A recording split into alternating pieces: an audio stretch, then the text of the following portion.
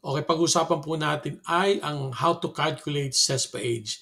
Ano ba yung CESPA? CESPA is Child Safety Protection Act. Ito po yung mga pinipetition ng mga, let's say, nanay nyo na may asawa at may mga anak. Ang pag-usapan po natin tungkol sa mga anak, kung sino ba ang magiging overage at sino pa yung mga makakapasok sa petition at sino ba yung mga hindi aabot.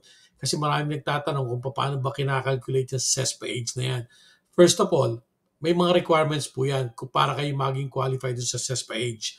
Ang qualification po niya, unang-una itong petitioner must be a US citizen. So kayo po ay pinetition ng green card holder or immigrant visa, hindi po kayo qualified dito. Kailangan ay US citizen ang nag-petition sa inyo. CESPA age, you must be 21 years and below. Pasok po kayo. Okay, pag-usapan po natin, ano ba yung F3 visa? Kasi yun ang pag-uusapan natin.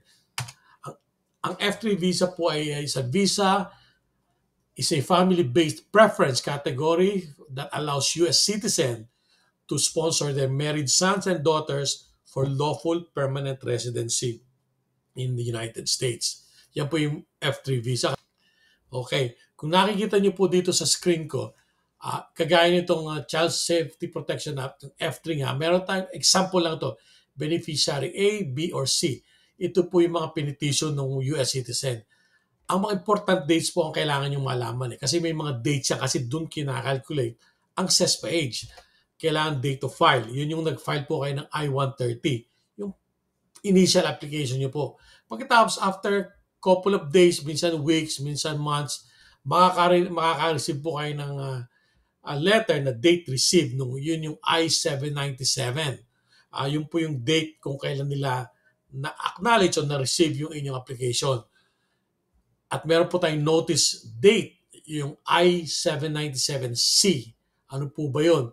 Yun yung ina-acknowledge nila na okay, natanggap namin ang petition mo, na-receive na namin, we are going to process it, we will see if you are qualified, and then darating na po yung approval date. Yung approval date is usually, it takes years. Usually 6 years, 7 years, 8 years, minsan 4 years, 5 years. Depende po yan eh. Pero ang kailangan nyo po matandaan is yung notice date, yung I-797C, at yung approval date. Babalik po tayo dyan.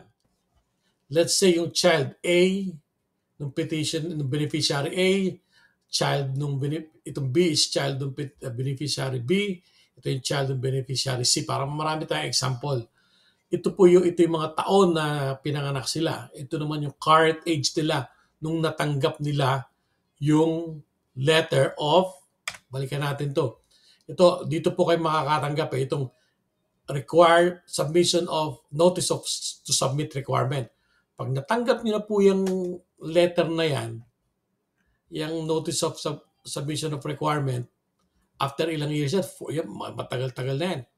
14 years bago kayo nakakuha ng notice to submit requirement. Imagine that. So yung 6 years na processing plus 14 years nung sinasabing submit ng requirement, it's like 20 years almost. Kung ano po yung age nila nung nakakuha kayo ng notice of to submit requirement, kung anong current age ng mga bata. Ngayon, ito na nga po yung date na sinasabi ko sa inyo. Date filed is April 9, 2024. Date approved is September 15, 2010. So it took them 6 years. Okay? But to calculate it, ito po ang formula. Date approved minus date filed, then divide by 365 kasi 365 days in a year. Yung po ang processing time. So yung pong processing time na yun, ito nilagyan ko po kayo ng legend rito. So A minus B is equals to C. Ito po ang years na pwede nyo i-deduct sa current age ng anak ninyo kung masasab kung si age out o hindi or eligible. Ito po sa first example natin, ang age niya ay 36. Pero ang processing time is 6 years and 6.44. So, ang CESPA age niya is 30. Ito po ay 34 years old minus 6, 28 years old, overage. Current age 30 minus 6, 24, overage. 30 minus 6, 24, overage. Ito, malapit sayang, oh. 28 minus 6 is 22. Isang year lang, sana pasok na siya. Itong 22 years old, minus 6, 16 years old. So kahit 22 na siya, at sabi nga ay dapat 21 years and below, pasok pa rin siya kasi ang kinakalculate dyan is CESPA age. So 16 years old pa lang siya sa CESPA age, so eligible ito. Itong 24 years old minus 6 is 18 years old. 19 years old minus 6 is 13 years old. Itong 11 years old minus 6, 5 years old lang. So itong apat na to ay eligible. Pero yung iba nag-age out na. Sayang itong 28 years old. Oh.